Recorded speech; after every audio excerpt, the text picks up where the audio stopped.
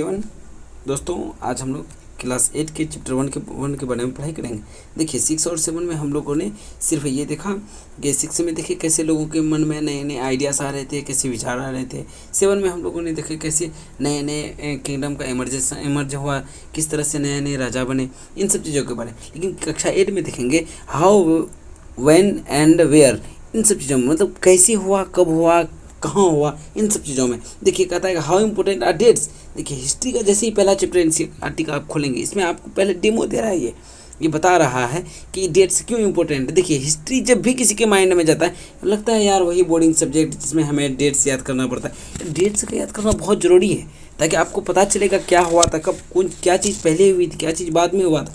इन सब चीज़ों के बारे में जानने के लिए आपको क्या जानना ज़रूरी है, उनका डेट दिमाग में रहना बहुत ज़्यादा ज़रूरी है। हिस्ट्री से हमें ये पता चलता है कि पहले क्या हो रहा था, compare the past with the present. हम लोग ये देखेंगे ना कि पहले दो वर्ड आता है बिफोर एंड आफ्टर, मतलब पहले क्या क्या गलतियाँ हुई, क्या क्या सुधार हुए, इन सब चीज़ों से, मतलब की हुई गलतियों से हम लोग कुछ सीख लेते हैं। कहते हैं इंसान गलती करने के बाद ही सुधरता है, उनको सीख मिलती है। तो हम लोग क्या करते हैं, उनको कंपेयर करते हैं एक दूसरे से कि पहले क्या हो रहा था, अब क्या हो रहा है, क्या we continue associate history with string dates. हम लोग हमेशा उसको क्या करते हैं, एक डेट्स के साथ उसका कंपेयर करते हैं, हमेशा सोचते हैं एक डेट्स के साथ हमेशा मिलाते हैं। जिस तरह से समझिए कि डेट्स के साथ बंधा हुआ रहता है हिस्ट्री, ये है रियलिटी है। क्योंकि हिस्ट्री अगर डेट्स के साथ नहीं रहेगा ना तो आपको समझ में नहीं आएगा, आपका दिमाग में उलझन सा रहेगा, क्या चीज़ पहले हुआ, क्या चीज़ बाद में हुआ। इस तरह से आप लोगों को समझ में आएगी, ठीक है। देखिए क्या क्या, जैसे हैबिट ऑफ टी, चाय का आदत लगना, और ट्रैवलिंग ऑन ट्रेन, न्यूज़पेपर। आप लोग ये सोचने लग जाते हैं कि मतलब यार हमें लगता है कि चाय पी रहे होते हैं, कभी हम लोग सोचते नहीं है, हिस्टोरिकल क्वेश्चंस नहीं आता हमारे दिमाग में, लेकिन आना चाहिए। जब भी आप चाय पी रहे होते हैं आपको ये सोचना चाहिए आखिर चाय सबसे पहले आया कैसे होगा। हम लोग ये सोचते यार आया होगा, पहले से ही होगा, ये गलत बात है। हिस्टोरिकल सवाल का मन में आना बहुत अच्छी बात है।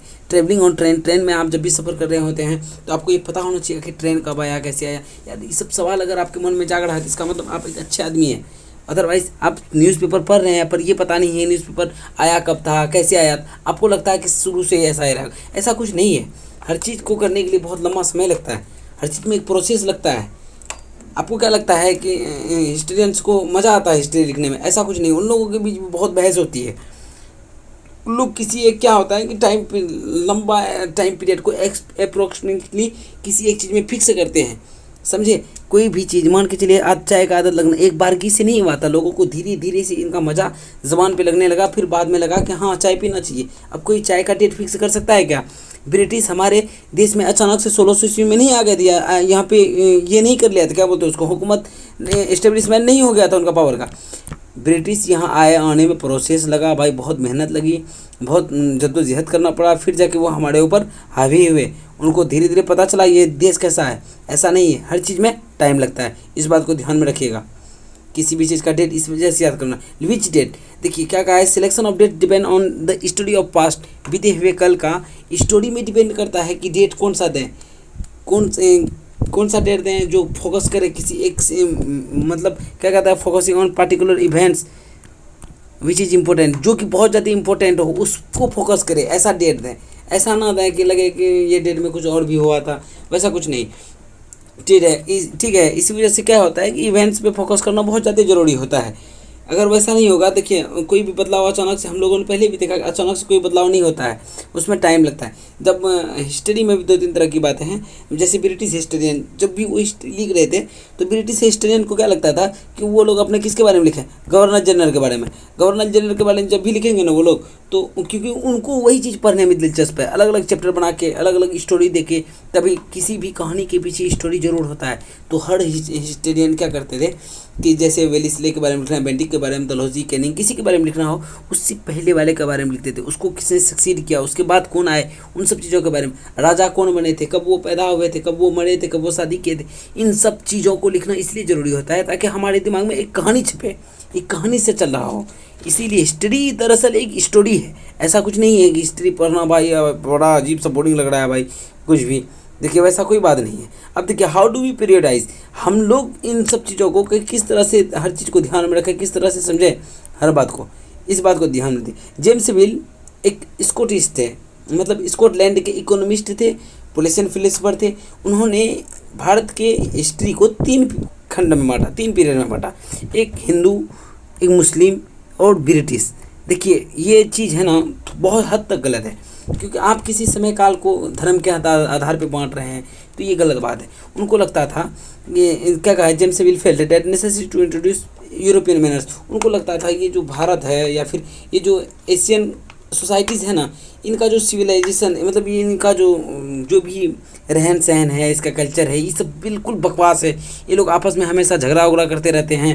देखिए होता क्या है, इनको लगता था जो ये वेस्टर्न क्या बोलते हैं एशियन सोसाइटी है, ये हमेशा क्या करती है, इसका जो भी इतिहास को देखिए, ये लोग आपस में क्या करते हैं, हिंदू मुस्लिम एक दूसरे से आपस में लड़ते रहते हैं।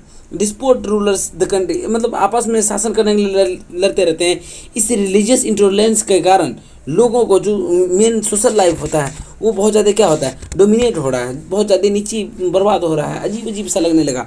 तो जेम्स मिल का भी बहुत हद तक कहना सही था, लेकिन क्या था कि किसी एक तबके को, किसी एक चीज़ को अपने नज़र में गलत बता देना, ये बहुत बड़ी गलत बात है।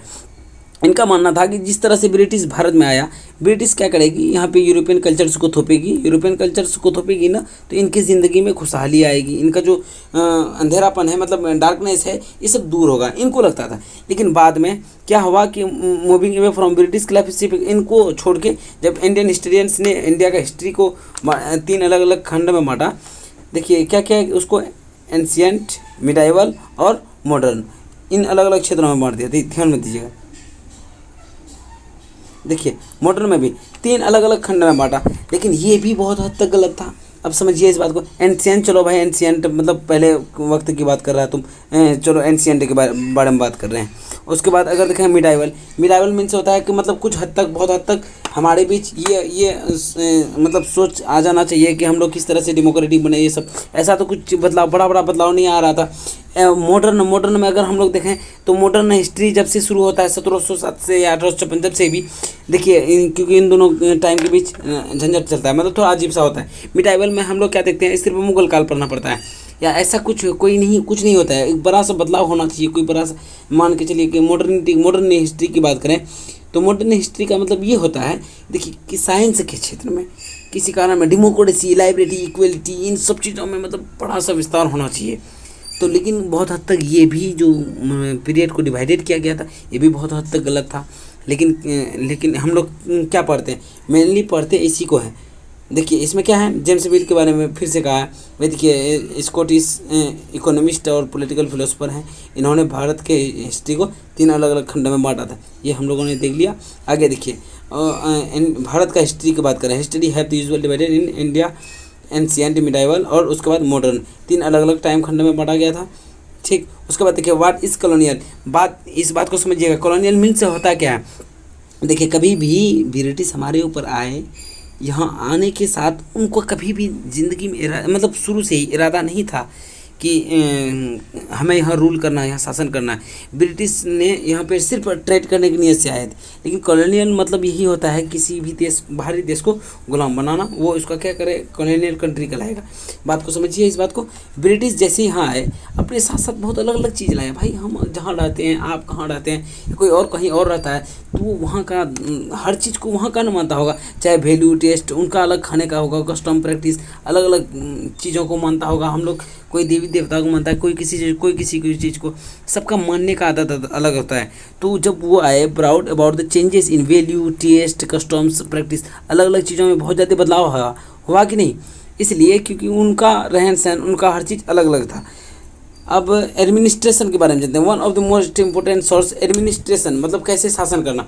उनका मानना था कि हर जो भी चीज़, जो बदलाव किए, जो इम्प्लीमेंट किए, जो पॉलिसी लाए, कुछ भी लाए, कोई नया कानून लाए, हर चीज़ का एक ऑफिशियल रिकॉर्ड रूम होना चाहिए। ये बहुत अच्छी बात थी ब्रिटिश एडमिनिस्ट्रेशन में।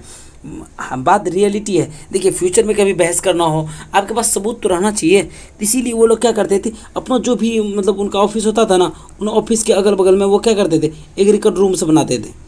ठीक है, चाहे वो तहसीलदारी का ऑफिस में हो, चाहे वो कलेक्टर्स का ऑफिस में हो, उसके जस्ट बगल में क्या करते थे, वो एक रिकॉर्ड हाउस बनाते थे। ठीक है, तो ये मान के चलिए उसका ऑफिस है, तो उसके बगल में क्या कर रहा है, ये रिकॉर्ड हाउस भी बना रहे हैं, उसके अगल बगल में ही रहता था। तो ऐसा करना बहुत ज़्यादा ज़रूरी था, क्योंकि रिकॉर्ड हाउस में क्या होता है कि वो सारा रिकॉर्ड से बचे हुए रहते हैं, ताकि उससे फ्यूचर में कभी डिबेट करने में आसानी हो, फ्यूचर में वो आके बता सके कि ऐसा ऐसा किए थे हम लोग कुछ भी। British felt that important documents letters need to be preserve, हर चीज़ को सुरक्षित रखा जाए, उसके लिए स्पेशली उन लोगों ने क्या बनाया, म्यूजियम बनाया, आर्किव्स बनाया। उसी तहत भारत का नेशनल आर्किव कब बना था, 1920 में। इस बात को याद रखिएगा। देखिए इसमें होता क्या था कि साल के अंत में वो लोग क्या करते थे, सारे जो ऑफिशियल रिकॉर्ड्स रूम होते थे ना, उन रिकॉर्ड रूम से सारा का सारा पेपर निकाल के कहाँ ले आकर रखते थे, म्यूजियम में और आर्किव्स में, क्योंकि बहुत बड़ा बड़ा जगह ना था। वो ऑफिशियल रिकॉर्ड्स रूम कितना बड़ा होता था, छोटा छोटा होता था। साल में एक बार सारा के सारा पेपर निकाल के कहीं और ले आके शिफ्ट कर देते उसको एवरी ईयर। नेक्स्ट टॉपिक देखते हैं कि सर्वे बिकम इम्पोर्टेंट। अब देखिए सर्वे करना किस तरह से इम्पोर्टेंट, ब्रिटिश ने तभी ही सर्वे को इम्पोर्टेंट बताया।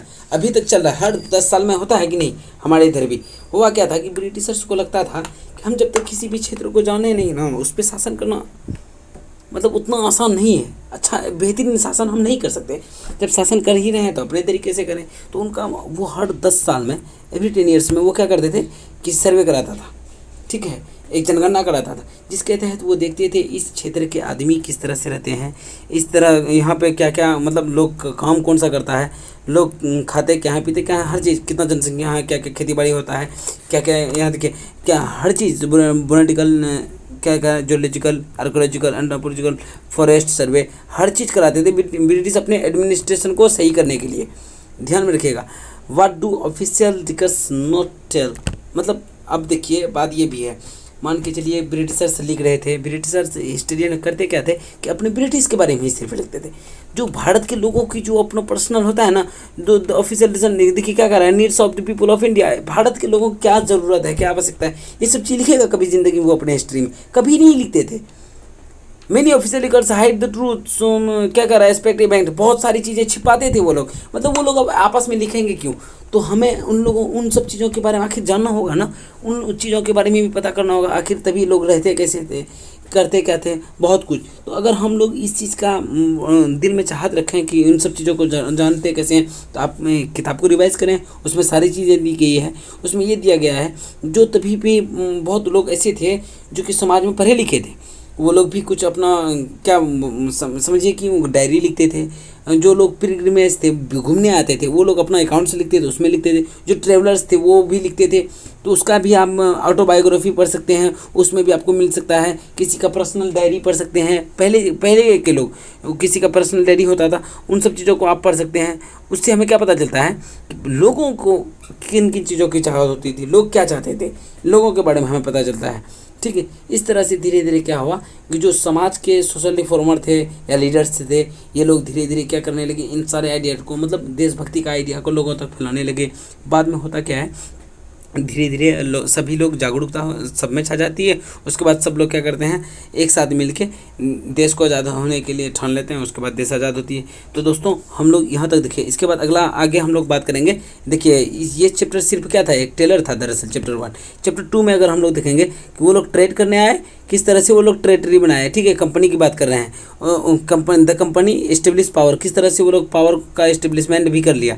ठीक, उसके बाद हम लोग देखेंगे किस तरह से सब कुछ चला। उसके बाद फिर ट्रैवल्स के बारे में भी पढ़ेंगे हम लोग, travel discourse, the vision of golden age, इसमें भी देखेंगे। सारा चैप्टर का मेन पॉइंट को मैं इस तरह से डिस्कस कर दूंगा। उसके बाद चैप्टर को पूरी तरह से लाइव क्लासेस में भी पढ़ा दूंगा, ठीक है। लेकिन पॉइंट का ये होना ताकि आप रिवाइज कभी भी करें तो इन पॉइंट से देख के कर लें। सारे क्लासेस का ऐसी बात नहीं है, सिर्फ 8 क्लास का, 6 7 हर क्लास का वीडियो मिलेगा आप लोगों को। देखिए हर चीज़ के बारे में बताएगा, iron weavers, iron settlers and factory owners, ये सब कहते हैं, civilize the native, education the nation, इनके बारे में, सोशल रिफॉर्मर्स के बारे में पढ़ेंगे। उसके बाद नेशनल मूवमेंट के बारे में पढ़ेंगे। ठीक, इन सब चीज़ों के बारे में हम लोग अगले चैप्टर में पढ़ेंगे। इंडिया आफ्टर इंडिपेंडेंस, आज़ाद होने के बाद भारत के बारे में, इन सब चीज़ों के बारे में पढ़ेंगे। तब तक आप लोग इस चैप्टर का सारा नोट्स बना लीजिए।